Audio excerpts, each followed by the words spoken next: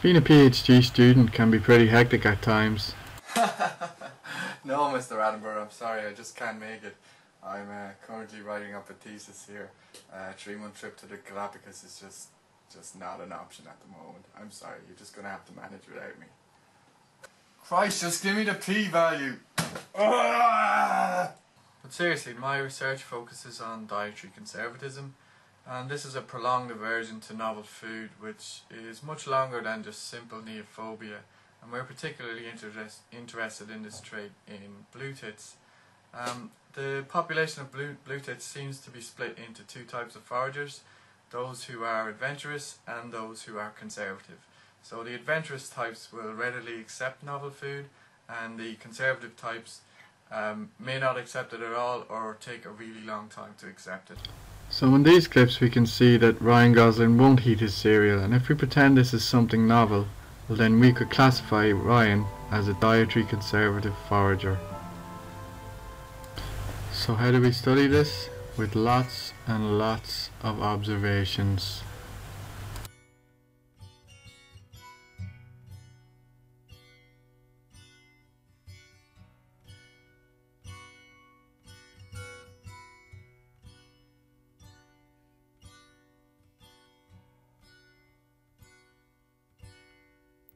Wake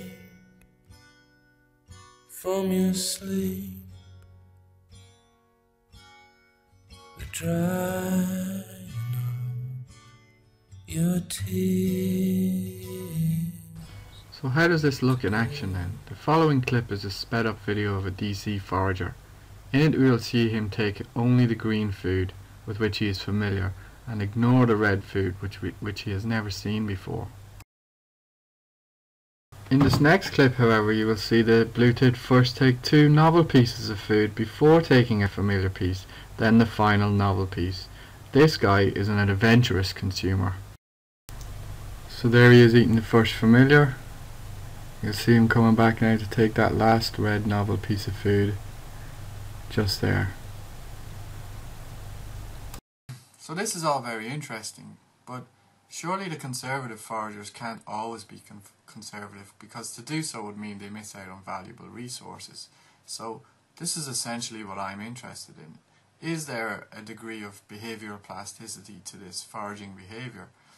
And what we found so far is that in the presence of a competitor, the conservative foragers become more adventurous, and interestingly, in the presence of a predator, the adventurous foragers become a lot more conservative. In addition to things like competition and predation, we've also looked at things such as encounter rates and time exposed to novel food.